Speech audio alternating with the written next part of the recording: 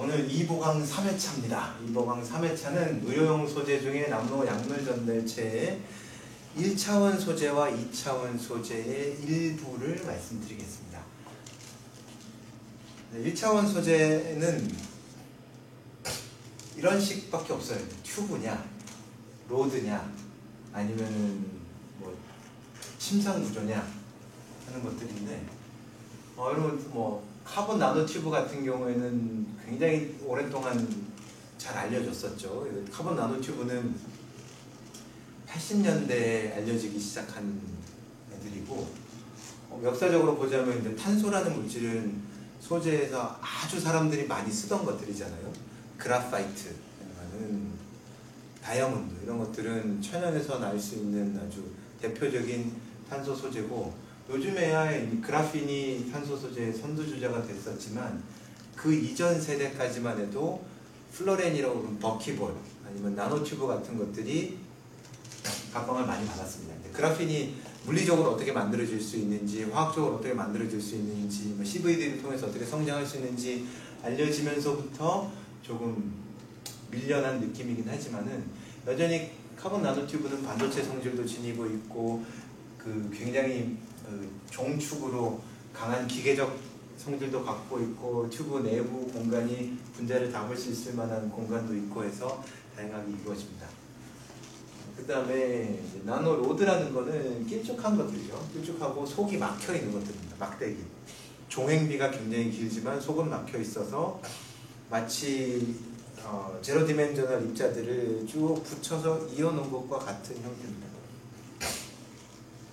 미네랄 중에서도 할로이사이트라고 하는 물질이 있어요. 미네랄이라고 하면 이제 천연에서 얻어지는 것들이고, 말하자면 흙의 성분들인데요. 할로이사이트라고 하는 것들은 구조상으로는 이제 나노 스크롤이라고 부릅니다. 나노 튜브는 끝과 끝이 막혀 있잖아요. 붙어 있잖아요. 스크롤은 종이를 뚫뚫 말아놓은 것처럼 여기서 시작해서 끝이 만나지 않고 뚫뚫 말려 있는 거, 그런 게 이제 할로이사이트인데, 모포로지로 봐서는 튜브랑 유사합니다. 이런 것들이 1차원 물질입니다. 1차원 물질의 장점이 될 수도 있고 단점이 될 수도 있는데, 1차원 물질의 특징은 내부 공간이 비어있는 튜브형이라면 튜브형 내부 공간에 무엇을 넣을 수가 있다는 거고, 무엇을 넣었을 때 그 담지 효율이 굉장히 높아질 수 있다는 장점이 있습니다. 왜냐하면 0차원 나노 입자 같은 경우에는 표면이 그닥 크지가 않기 때문에 중심부에 있는 코어 부분은 약물을 담지하는 액션을 할 수가 없어요. 그런데 얘는 분자 수준으로 얇게 말려진 튜브의 내부와 외부를 이용하기 때문에 자기 무게보다도 훨씬 더 많은 양의 분자들을 내부로 집어넣어 줄 수 있다는 장점이 있습니다. 그래서 실제 1차원 나노물질은 그런 형태에서 특징을 많이 이용을 해요. 좀 결론부터 얘기를 하자면, 1차원 나노물질을 약물 전달로 쓰는 것은 이제 많이 쇠퇴가 되었습니다. 그렇게 쇠퇴가 된 것을 설명을 하는 것은 전략상으로는 문제가 없었기 때문에, 이상적으로는 우리가 이 물질이 갖고 있는 물리화학적 특성이 좋기 때문에라는 걸 받아들여야 돼요. 사용이 되지 않는 이유는 독성 때문입니다. 어떤 독성이 있느냐, 예를 들어 이제 카본 나노튜브가 가장 많이 알려져 있고 가장 많이 연구가 되어 있고, 약물을 담지하는 효율도 좋고 서피스 모디피케이션도 좋아서 타겟 스페시피시티도 좋은데, 독성 문제들이 많이 제기가 됐습니다. 카본 나노튜브는 길이가 굉장히 길어요. 두께가 한 수 나노미터 정도밖에 안 되지만 길이가 수백 나노미터니까 그야말로 파이버인데, 사람들이 종종 그런 것들을 발견을 해낸 겁니다. 세포막을 나노튜브가 뚫어버리는. 세포막은 사실 유동 모자이크 막 구조를 갖고 있기 때문에 어디 뭔가 이렇게 세포막을 뚫고 들어갔다고 하더라도 그 부분이 다시 막힐 수가 있어요. 그러나 예를 들어 이제 그 빨대를 꽂은 것처럼 튜브를 세포막에 꽂았다고 하면은 이 튜브 안쪽을 통해 튜브의 내부를 통해서 세포 안에 있는 물질이 바깥으로 나갈 수도 있고, 바깥에 있는 물질이 그 세포막이라는 장벽을 사용하지 않고 들어올 수도 있죠. 그런 문제들이 제기가 될 수 있습니다. 그리고 또 하나가 성면이라는 걸 여러분들이 많이 들어보셨을 텐데, 오래된 건물에는 단열재로 성면을 써서 옛날 건물에 천장에 있는 단열재로 성면을 제거하는 일들을 많이 하는데, 성면이 파이버입니다. 미네랄 파이버입니다. 굉장히 긴 미네랄 파이버들인데 이걸 흡입했을 때 폐에 박히는 현상들이 생깁니다. 워낙 길기 때문에 박혔을 때, 어떤 조직에 박혔을 때 잘 빠져나오지 않는 현상들이 생기는데, 나노튜브에서도 비슷한 현상이 생기지 않을까라는 우려들이 많습니다. 그래서 나노튜브에 대한 연구가 좀 사장되고 있는 면들이 있죠. 그러나 어떤 물질들은 독성이 강하더라 이런 식으로 100% 규명된 것은 아닙니다. 이 독성이라는 것은 우리가 독성 연구를 우리 같은 신소재과에서는 독성 연구를 잘 하지 않기 때문에 쉽게 생각하는 면이 있는데, 독성 연구는 되게 다양한 레벨로 존재합니다. 일반적으로 사람들이 이 물질 독성이 없어 라고 얘기할 때 보여주는 데이터는 사이토톡시시티 데이터, 세포 독성 데이터인데요. 세포의 독성이 있다고 해서 조직의 독성이 있는 것은 아닙니다. 세포의 독성이 있는 이유가 몇 가지가 있어요. 세포 표면을 코팅을 해서 세포의 양분 트랜스포테이션을 방해하거나, 세포막을 깨거나, 세포 내부로 들어가서 리액티브 옥시전 스피시스를 만들어내거나 여러 가지들이 있는데, 이게 세포들이 따닥따닥 붙어있는 티슈 레벨에서는 이 일이 안 일어날 가능성이 많죠. 예를 들어 세포 하나하나, 배양된 세포 하나하나일 때는 어떤 넓적한 판상형 물질이 얘를 덮어가지고 세포막을 통한 영양분 이동을 방해해서 세포를 말려 죽일 수 있지만, 티슈라는 건, 조직이라는 건 이미 세포들이 따닥따닥 붙어있기 때문에 가장 바깥쪽에 있는 티슈는 그런 이제 티슈의 가장 바깥쪽에 있는 세포들은 영양분 트랜스포테이션의 영향을 받겠지만, 내부에 있는 세포들은 그런 영향을 좀 적게 받을 수가 있겠죠. 반대로 세포에서 독성이 없었다고 해서 티슈에서 독성이 안 생기는 건 아닙니다. 티슈에서 세포 독성도 봐야 되고, 티슈에서의 독성도 봐야 되고, 티슈도 티슈마다 다릅니다. 심장 조직처럼 아주 쫀쫀하게 근육들이 연결된 조직이냐, 아니면 일반 에피텔리알 셀이냐, 무슨 셀이냐, 이게 다 다른 성질을 가지게 됩니다. 생체 레벨이 되면 또 다르죠. 생체 레벨이 됐을 때는 먹느냐, 흡입되느냐, 주사되느냐에 따라서 독성의 상태가 다릅니다. 그리고 독성도 급성 독성이냐, 아급성 독성이냐, 만성 독성이냐에 나눠지게 되는데요. 급성 독성은 먹으면 바로 죽는 거, 바로 어떤 중독 현상이 일어나는 건데, 나노물질에서 그렇게 먹었을 때 바로 죽을 것 같이 강한 급성 독성을 나타내는 건 없습니다만, 사람들이 생각하는 건 만성 독성입니다. 만성 독성의 가장 무서운 것들이 유전 독성인데요. 제네레이션을 계속 반복해 가면서 유전 정보를 바꿀 수 있느냐 없느냐 하는 것들, 우리가 모르는 거죠. 나노물질을 우리가 섭취를 했을 때 당장 나노물질이 폐포에 몇 개 박힌다고 해서 우리가 호흡 곤란으로 어려움을 겪진 않겠지만, 폐포에 끼이면서 폐포가 가지고 있는 어떤 세포 분화 능력을 방해할 수 있습니다.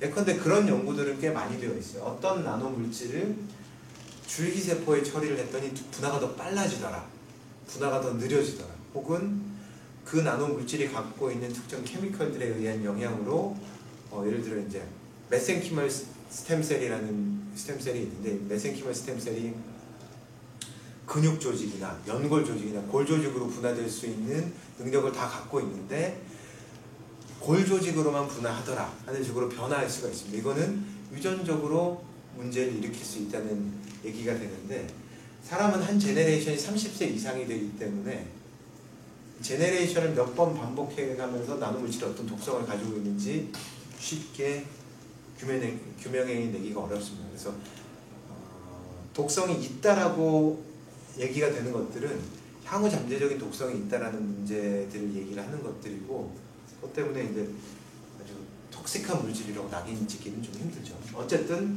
1차원 물질들은 포텐셜 톡시시티가 되게 높기 때문에 사람들이 연구를 좀 꺼려하는 면은 있습니다만, 케미스트리나 피직스 측면에서 봤을 때 액션 메커니즘 굉장히 좋습니다. 이거 얘는 이제 실리카 나노 튜브 안에 헤모글로빈을 집어넣은 거예요. 헤모글로빈을 집어넣어서 헤모글로빈을 안정화하는 연구인데, 이거 보면 이렇게 튜브 내부는 회색인데 여기 거뭇거뭇하게 색깔이 보이는 게 있죠. 이게 헤모글로빈이 들어가 있는 겁니다. 좀 더 확대해서 보면 튜브 내부에 헤모글로빈이 들어가 있어요. 헤모글로빈이 들어가 있는 게 뭐가 중요하냐? 헤모글로빈은 단백질인데요. 단백질을 고정한다는 의미가 있습니다. 단백질을 고정했을 때 종은 단백질들은 단백질마다의 액션이 있습니다. 효소는 효소로서의 액션이 있고 헤모글로빈은 헤모글로빈으로서의 액션이 있는데, 얘가 가진 액션은 산소를 잡아서 고정해주는 역할을 한다는 겁니다. 근데 우리가 어떤 광합성 시스템을 만든다든지 어떤 아니면 세포 공장 같은 걸 만들 때 NO2를 고정해야 되는 기술이 필요할 때도 있고 CO2를 고정해야 될 수도 있고 O2를 고정해야 될 수도 있는데, 그럴 때는 이런 1차원 튜브 안에 헤모글로빈을 가둬두는 것들이 산소를 잡아뒀다가 산소 분압이 낮은 곳으로 얘를 이동시켰을 때 산소를 릴리즈 해주는 시스템으로 쓰일 수도 있습니다. 그래서 어떻게 보면 이 시스템은 뭐 메디컬 머티리얼이라고 보기 좀 힘들지만 어쨌든 1차원 물질을 바이올로지에 응용한 사례가 되겠습니다. 여기 이제 뭐 몇 가지 헤모글로빈이 그 튜브 안에 들어가 있는지 잘 담지가 되어 있는지를 보여주는 데이터들인데, 이제 헤모글로빈 같은 경우에는 빨간색이기 때문에 400나노미터 정도의 초록색 빛을 흡광을 합니다. 실리카 나노튜브에 헤모글로빈을 넣었더니 역시 이 정도의 흡광이 있더라라는 걸 보여준 거고요. 그 다음에 전기화학에서 많이 하는 사이클로볼타미트리도 이 사람들이 돌려봤어요. 그 헤모글로빈에는 Fe2가와 3가로 왔다 갔다 하면서 산소를 잡았다가 놨다 산화했다 환원했다 하기 때문에 Fe2가 3가의 산화환원 반응이 일어납니다. 이게 실리카 나노튜브라는데 어디 고정이 돼 있음에도 불구하고 산화 포텐셜, 환원 포텐셜이 그대로 나타나는 걸 보여준 겁니다. 힘 그룹이 갖고 있는 리독스 프로퍼티가 나오는지를 본 겁니다. 이거는 잘만 하면은 힘이라는 그룹을 이용한, 헤모글로빈이라는 프로틴을 이용한 전기화학 센서로도 사용을 할 수 있다는 얘기가 돼요. 근데 굳이 이런 것들을 사람 몸속에 집어넣는 약물 전달이라는 개념으로 쓰지 않는다면 아주 미약한 전자의 농도를 파악하거나 산소의 농도를 파악하는 데 쓰겠다면은 나노튜브 안에 헤모글로빈을 가둬놓은 것이 의료용 소재라는 목표에 부합하게 사용될 수 있는 겁니다. 자, 1차원 나노물질은 그렇게 사례가 많지 않기 때문에 이런 정도로 뭔가를 고정하는 데 사용된다는 걸로 보고요. 2차원 나노물질로 넘어가 보겠습니다. 사실 우리 신소재를 연구하는 입장에서도 2차원 물질을 굉장히 많이 이용을 하는데, 2차원 물질은 그 소자로서의 응용성이 되게 높습니다. 우리가 사용하는 전기 전자 제품들은 대부분 2차원 평면 디스플레이를 갖고 있죠. 그래서 전기적으로 반도체 성질이나 전도성을 갖고 있는 인슐레이터 성질을 갖고 있는 2차원 물질을 사용을 많이 하는데, 비슷한 이유로 의료용 소재에서도 2차원 물질을 많이 사용을 합니다. 한 2가지 정도의 사례를 여기서 보여드릴 거예요. 다음 시간에 또 이어서 다른 사례를 보여드릴 건데요. 그라핀 옥사이드를 이야기를 하겠습니다. 사실 여러분들은 그라핀 옥사이드보다는 그라핀이 더 익숙하실 텐데, 그라파이트를 이제 노보셀로프가 한 것처럼 스카치 테이프로 붙였다 뗐다 붙였다 뗐다 하면서 미케니컬하게 박리화를 할 수가 있어요. 근데 이거를 어느 세월에 다 합니까? 어느 세월에 소자 만든다 어느 세월에 하겠어요? 한 가지 방법은 CVD를 하는 거죠. 그라파이트 소스를 날려서 침착시키면서 그라파이트를 대면적으로 단결적으로 만드는 거, 그런 걸 할 수도 있지만은 화학적으로 다른 짓도 할 수 있습니다. 그러니까 굉장히 단결점이 필요 없을 때 그라파이트를 강한 산성 조건에서 산화를 시켜서 이렇게 산소 모이어티를 많이 부착을 해줍니다. 이러면은 얘네들이 델타 마이너스 차지를 갖고 있기 때문에 이 안으로 물이 들어가서 쫙 벌어집니다. 스웰링이 돼버립니다. 그라파이트는 층층이 쌓일 수 있는 것들이 층과 층 사이에 있는 p 오비탈에 자유전자들이 얘네들을 붙잡아주는 역할을 하는데, 이 sp2 혼성 오비탈이 산화가 되면은 sp3 혼성 오비탈로 되면서 P전자가 없어져요. 그러면서 이 평면인 구조도 이렇게 울퉁불퉁하게 변화가 되고, 아래 위에 층과 층 사이에 물 분자가 쫙 들어가면서 스웰링을 하게 됩니다. 그렇게 스웰링이 된 상태에서 히드라진을 이용해서 리덕션을 하면 다시 그라핀 옥사이드인데 리덕션이 된 형태, 리듀스드 그라핀 옥사이드로 돌아올 수 있습니다. 이 리듀스드 그라핀 옥사이드는 불행히도 그래파이트랑 똑같은 형태로는 잘 안 됩니다. 그러니까 일말의 산소 모이어티까지 없어지도록 만들 수는 없습니다만, 그럭저럭 표면에 있는 산소만 놔두고 내부에 있는 산소는 없앨 수가 있어요. 그러니까 리듀스드 그라핀 옥사이드를 만들면은 그래파이트가 갖고 있는 성질의 한 80~90%는 가질 수 있기 때문에 얘네들을 박리화를 하고 난 다음에 다른 물질하고 재적층을 시켜서 전극 물질 같은 걸로 쓸 수 있습니다. 근데 바이오 분야에서도 이게 가능한 게, 그라핀 옥사이드로 만들어 놓고 보니까 펑셔널 그룹들이 엄청 많이 존재를 하는 겁니다. 이 펑셔널 그룹들은 다 케미컬 모디피케이션의 사이트가 됩니다. 마치 예전에 우리가 봤었던 아이온 옥사이드라는 나노파티클의 표면에 뭐 카테콜 케미스트리를 써가지고 다른 분자를 붙이고 사이클릭 펩타이드를 붙이고 했었던 것처럼, 여기서도 마찬가지로 이 넓은 표면에 있는 많은 에폭사이드, 카복실레이트, 이서, 하이드록실 사이트들을 다 표면 계질의 사이트로 삼을 수가 있다는 겁니다. 그래서 그라핀 옥사이드도 마치 탄소 나노튜브처럼 자기가 갖고 있는 아주 얇은 두께의 넓은 표면적을 케미컬 모디피케이션 사이트로 사용을 할 수 있어서 DDS로 사용합니다. 자, 어떤 일들을 하느냐? 자, 이번 시간에 여러분들이 중요하게 보셔야 될 단어는 지난번 0차원 나노물질에서 중요하게 생각했었던 것과 마찬가지로 하이드로필리시티입니다. 친수성. 여기서 친수성을 주기 위해서 한 일은 패길레이션입니다. 팩이라는 거는 폴리에틸렌 글라이콜이잖아요. 글라이콜은 OH가 2개 있는 겁니다. 글라이콜 OH가 2개 있는 건데 가운데 에틸렌 모이어티들이 여러 개 있으면은 여기 폴리에틸렌 글라이콜이라고 부르는데, 얘는 HO, CCO, CCO, CCO, CCO, CCO 탄소 2개마다 하나씩 옥시전이 반복되는 형태가 되어 있기 때문에 굉장히 하이드로필릭합니다. 그리고 리니어한 거거든요. 얘네들을 특정한 나노물질 표면에 부착을 하면 마치 예전에 휴먼 시럼 알부민을 부착을 했었던 것처럼 친수성이 굉장히 높아집니다. 이 체인 자체가 갖고 있는 것 때문에요. 그리고 또 하나, 팩이 갖고 있는 성질 중에 중요한 건데, 바이오 파울링을 막아줍니다. 바이오 파울링은 생체 오손인데요. 모든 몸속에 들어가는 물질 생체 오손이 됩니다. 물질 개념에서는 생체 오손인데, 생체 개념으로 봐서는 생체화한다고 보시면 돼요. 혈관이 좁아졌을 때 망사형 철관을 박아놓잖아요. 스텐트라는 걸 박아놓는데, 스텐트를 박아놓으면은 어느 정도는 이렇게 벌어져서 혈관을 다시 확장을 시켜주는데, 스텐트 자체가 바이오 파울링이 되면서 세포로 덮여서 다시 그 위치가 좁아질 수가 있습니다. 그런 것들을 패길레이션을 하면 막아줄 수가 있습니다. 왜냐? 팩 분자는 굉장히 길어요. 보통 수천 달톤 정도의 원자량을 가진 것을 쓰기 때문에 체인이 되게 긴데, 이 체인이 굉장히 하이드로필릭하니까 주변에 물 분자로 다 수화가 되어 있고 빙글빙글 돕니다.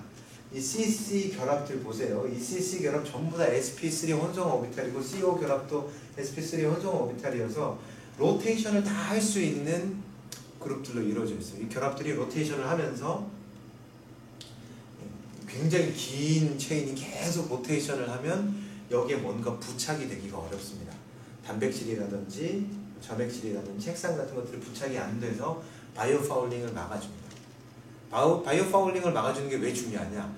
대식세포 같은 것들에 의해서 물질들이 인식이 돼서 잡아먹히려면 일단 바이오 물질에 의해서 인식이 돼야 되는데, 바이오 파울링이 안 된다는 얘기는 생체 물질로부터 인식이 안 된다는 거기 때문에 얘는 굉장히 몸속에서 이너트한 상태로 돌아다닐 수 있게 됩니다. 패길레이션을 해서 하이드로필리시티를 높일 수 있는데, 패길레이션을 할 때 이 COOH라든지 이 사이트들을 이용을 해서 적절한 아민기를 갖는 팩으로 부착을 할 수가 있습니다. 간단한 케미스트리를 이용을 한 거고요. 거기에다가 부착이 된 상태로 하이드로필릭하게 만들어줍니다. 그리고 또 다른 짓도 할 수 있어요.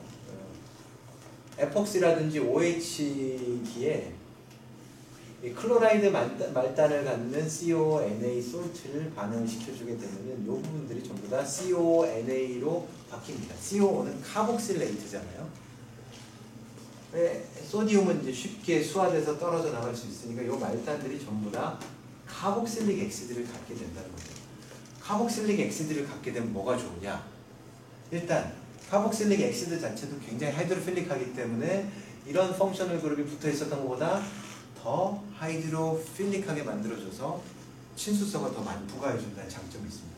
두 번째, 카복실릭 엑시드는 NH2랑 반응을 해서 중합할 수 있습니다. 단백질에서 일어나는 일이죠. 단백질의 아미노산들이 아미노산하고 반응을 할 때 아민 말단과 카복실릭 엑시드 말단이 탈수 축합 반응을 해서 그 펩타이드 본드, 에마이드 본드가 만들어지는데요. 그런 반응들이 생체에서도 잘 일어나지만 케미스트리 셋으로 너무 잘 보고가 되어 있습니다. 예를 들어 EDC 커플링이라는 방법을 통해서, DCC 커플링이라는 방법을 통해서 카복실릭 엑시드 말단이 노출되어 있을 때 아민 말단을 갖는 누군가와 결합을 시킬 수가 있습니다. 그래서 이 카복실릭 엑시드 말단을 갖는 것은 이 자체를 친수성으로 만들어주기도 하지만 추가로 더 다른 펑셔널 그룹을 붙이기 위해서 사용하기도 하는 겁니다. 혹은 술포네이트 그룹을 붙일 수도 있습니다. 술포네이트 그룹을 붙이는 것 역시 그 친수성을 높이기 위한 겁니다.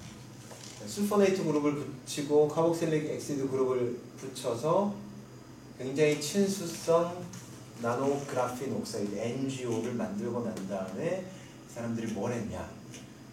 카복실레이트 말단에 폴릭 엑시드라는 걸 붙였습니다. 폴릭 엑시드는 이번 시간에 기억해 두셔야 될 두 번째 키워드인데 이건 일상생활에서 너무 많이 나오기 때문에 키워드로 말씀을 드립니다. 폴릭 엑시드는 엽산이고요, 비타민 B9이고요, 세포 분화에 있어서 가장 중요한 역할을 하는 비타민 중에 하나입니다. 비타민 B9을 이제 폴릭 엑시드를 언제 많이 복용을 해야 되느냐? 머리카락이 많이 빠진다든지 세포 분화가 잘 안 될 때 엽산을 많이 먹어줘야 됩니다. 엽산이 세포 내에서 하는 일은 세포 내로 엽산이 들어가게 되면 거의 모든 세포들이 엽산 사이클을 갖고 있는데요. 엽산 사이클에서 엽산이 다이하이드로폴레이트 리덕테이즈라고 하는 효소에 부착이 돼서 이 효소를 액티베이션 시켜주게 됩니다. 이 효소가 액티베이션이 되면 DNTP라고 하는 물질이 만들어지는데 이 물질이 DNA 합성하는 전구체예요. 그러니까 DNA 원료가 됩니다. 세포에서 DNA가 얼마나 중요하냐? DNA는 세포 안에서 핵이라는 독립된 소기관으로부터 보호받고 있는데 세포는 가장 중요한 게 증식하는 겁니다. 그렇기 때문에 세포 안에서 핵이 차지하는 면적이 가장 넓어요. 이 안에 있는 DNA가 세포 이제 주기에 따라서 세포 분할을 하고 나면 그 다음부터 하는 짓이 DNA를 복제해서 DNA 양을 늘리는 겁니다. DNA 양을 늘려서 핵을 쪼개고 난 다음에 세포를 두 개로 쪼개죠. 쪼개고 나면 다시 DNA 양을 늘리고. 이걸 하는데 계속 필요한 거는 보통 세포의 더블링 타임이 48시간, 72시간 정도 걸리는데 세포는 더블링을 하고 난 다음에 그 다음부터 하는 일은 핵의 크기를 불리는 일입니다. 핵의 크기를 불리려면 DNA 원료가 굉장히 많이 필요하게 되는데 이 DNA 원료를 만들어내는 트리거링이 폴릭 엑시드로부터 이루어지는 겁니다. 그러니까 당연히 세포는, 모든 세포는 폴릭 엑시드들이 대부분 필요해요. 근데 더 폴릭 엑시드들이 많이 필요한 건 암세포입니다. 암세포는 더블링 타임이 24시간에서 48시간 이내이기 때문에 일반 정상세포보다 두세 배 빠르거든요. 더 빨리 분할을 하려면 더 두세 배 더 빠른 속도로 DNA 원료들이 만들어져야 될 거고, 그런 폴릭 액시드를 많이 받아들여야 돼요. 그러니까 자연스럽게 암세포 표면에는 폴릭 액시드, 미량이라도 폴릭 액시드를 인식할 수 있는 폴릭 액시드 리셉터, 수용체들이 많이 발현이 되어 있습니다. 폴릭 액시드 리셉터에 여기 이제 달아낸 폴릭 액시드들이 가서 액션을 하게 되면은, 일단 암세포는 폴릭 액시드가 들어온 것 같다, 엔도사이토시스로 얘네들을 갖고 와라라고 시그널 트랜스덕션을 하게 되고, 폴릭 액시드가 들어갈 때 얘네들이 같이 들어가게 됩니다. 이런 식으로 하는 것들이 타겟팅인 거죠. 폴릭 액시드를 이용한 타겟팅이 암세포 타겟팅 하는데 가장 기본적인 스트래티지로 쓰입니다. 폴릭 액시드 그만큼 값이 싸기 때문이에요. 근데 이거 외에 조금 더 어드밴스된 시스템은 폴릭 액시드 외에 엔티바디를 쓰는 건데, 엔티바디는 폴릭 액시드보다 훨씬 더 스페시픽하게 특정한 병증에만 작용을 할 수 있도록 생산이 될 수 있습니다. 물론 가격이 비싸기 때문에 항상 쓰기는 좀 어려운 면들이 있고요. 그 다음에 이 사람들이 약을 붙이는 겁니다. 약으로 붙인 게 DOX, CPT. DOX는 독소루비신이라는 항암제입니다. 현재 개발된 항암제 중에 골드 스탠다드로 쓰이는 거예요. 가장 범용적으로 암세포에 대한 세포 독성이 좋다고 알려진 거고요. CPT라는 건 캄포테틴이라고 하는 항암제입니다. 왜 이런 두 가지 항암제를 썼느냐? 이 항암제들이 벤젠기들을 되게 많이 갖고 있어요. 그래서 대부분의 항암제들, 약물 분자들이 벤젠기들을 상당히 많이 갖고 있는데, 이 벤젠기들이 자체로 액션도 하지만은 벤젠의 레조넌스 스트럭처 때문에 이 전체적인 분자의 구조가 좀 안정해지기도 하고요. 벤젠기는 평평하기 때문에 이 분자 자체가 이렇게 회전해서 몰리큘러 컨포메이션을 바꾸는 걸 막아주기도 합니다. 어쨌든 많은 약물들이, 항암제들이 벤젠기를 갖고 있는데, 벤젠이 갖고 있는 이 파이랑 그라핀 옥사이드, 리듀스드 그라핀이 갖고 있는 파이 전자가 파이파이 인터랙션이라는 걸 할 수 있습니다. 이 파이파이 인터랙션이라는 게 굉장히 큰 범위 내에서 일어나면은 그라핀과 그라핀 시트가 쌓여서 그라파이트가 되는 것이라고 보면 돼요. 그러니까 국소적으로 이런 파이파이 인터랙션이 일어나서 약물들이 그라핀 옥사이드, 리듀스 그라핀 옥사이드 표면에 탁 붙어 있게 되는 겁니다. 이 약물을 부착을 해놓은 겁니다. 파이파이 인터랙션 혹은 하이드로포빅 인터랙션이라고 해석을 하는 사람도 있어요. 하이드로포빅 인터랙션은 알킬기들이 알킬기들이 굉장히 길게 배열을 해 있으면은 알킬기 안에서 일어나는 유도 쌍극자와 그 옆에 전해지는 유발 쌍극자 힘에 의해서 이루어지는 것이라고 볼 수가 있겠는데, 그럼 파이파이 인터랙션, 하이드로포빅 인터랙션에 의해서 얘도 그라핀도 하이드로포빅하고 이 벤젠 모이어티를 갖는 놈도 하이드로포빅하니까 그 사이에 일어나는 유발 쌍극자에 의해서 친화력 있게 부착이 된다는 얘기를 합니다. 어쨌든 이 두 가지 힘에 의해서 약물 분자가 그라핀 옥사이드의 표면에 부착됩니다. 부착이 되면 이 상태를 다시 설명을 드리면, 부착이 됐어요. 부착이 되면 얘는 이제 어떤 걸 갖고 있냐? 약물도 갖고 있고요. 폴릭 액시드라는 모이어티를 가서 타겟팅도 할 수 있고요. 그 다음에 하이드로필릭한 풀포네이트기를 갖고 있기 때문에 몸 안에서 뭉칠 걱정도 없어요. 이제 해야 되는 것은 약물 전달체가 갖고 있는 릴리즈입니다. 특정한 조건에서 특정한 시점에 특정한 위치에서 이 약물들을 떼내줘야 되는 겁니다. 여기서 채택하고 있는 전략은 pH입니다. 왜 pH이냐? 우리 몸의 대부분의 조직들은 pH가 중성입니다. pH 7.4인 카보네이트 버퍼 솔루션으로 이루어져 있어요. pH 균형이 깨지면 이 몸 안의 메타볼리즘의 그 속도가 굉장히 달라지기 때문에 pH가 7.4로 거의 유지가 되어 있는데, 일부 세포 기관이나 세포 조건의 pH는 좀 낮아져 있습니다. 예를 들어 세포 안에 들어갔을 때 어떤 물질이 엔도사이토시스를 통해서 세포 안에 들어갔을 때는 엔도좀, 라이소좀이라고 하는 기관을 거치게 되어 있는데, 걔네들의 pH는 조금 낮습니다. pH가 낮은 이유는 아무래도 pH가 낮았을 때 외부에서 들어온 물질들을 분해할 수 있기 때문에